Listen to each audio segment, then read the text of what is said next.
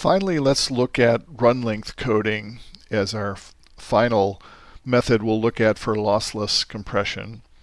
This one uses the property of interpixel redundancy. So it's usually used for binary images, although it can be used for grade level images, as we'll see. And the typical strategy is to count the number of consecutive zeros in a row and then output that number, and then the number of consecutive ones, the number of consecutive zeros, etc. So for this simple image, we have 8 zeros, so we would just output an 8. For this row, we would have no zeros, followed by 4 ones, followed by 4 zeros. So that's what we would output. This one is 1 0, 2 ones, and 5 zeros. So this would be our final sequence of code, or our final coded result. So this compresses very well if we have long sequences, long runs of zeros or ones. So for example, if a row is all zeros or all ones, this gives very good compression. Would not give good compression though if we had a alternating sequence of ones and zeros like a checkerboard. In that case, the compressed image would actually be bigger than the uncompressed image, so we wouldn't want to use this. You can apply this to non-binary images using run length coding for each bit plane.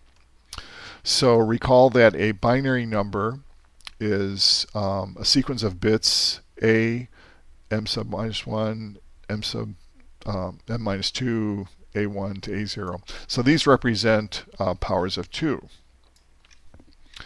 So we simply take, let's say, bit plane a0, encode it, and then a1, encode it, and so forth. But one problem you run into is that if values fluctuate in a region just due to sensor noise. For example, if we have a region that's close to 128, but occasionally goes above 128, occasionally goes below 128, that can cause large changes. For example, the value 128 in binary is a 1 followed by all zeros.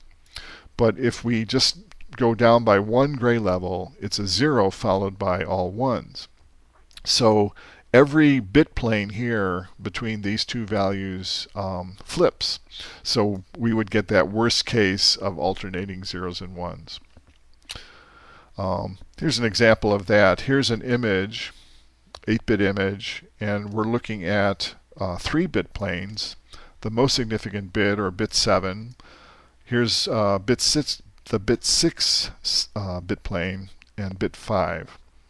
So here you can start to see this flipping between back and forth. So even though this region of the image is smoothly varying, it goes from black to white, and so forth as you vary along there.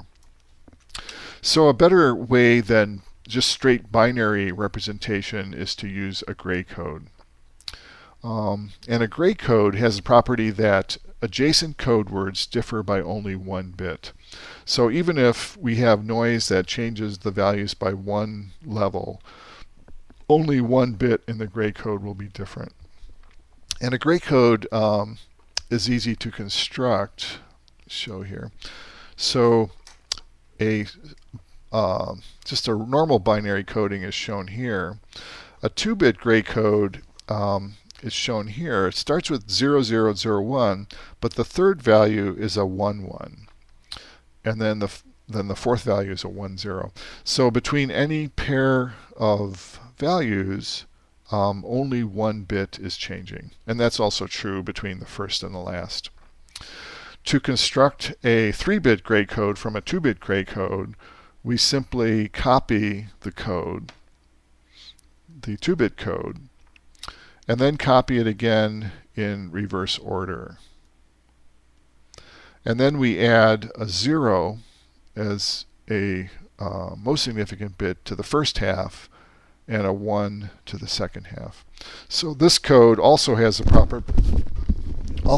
property that only 1 bit changes between any pair of values here.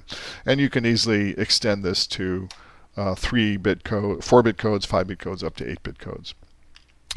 So here is a comparison now of straightforward binary coding shown in this column and the gray code as shown here. So as you can see, well, bit 7 of course is the same for both codes, but bit 6 shows less transitions in the gray code versus the straightforward binary coding. And similarly for bit 5, less transitions for the gray coded image bit plane than for the straightforward binary coded bit plane.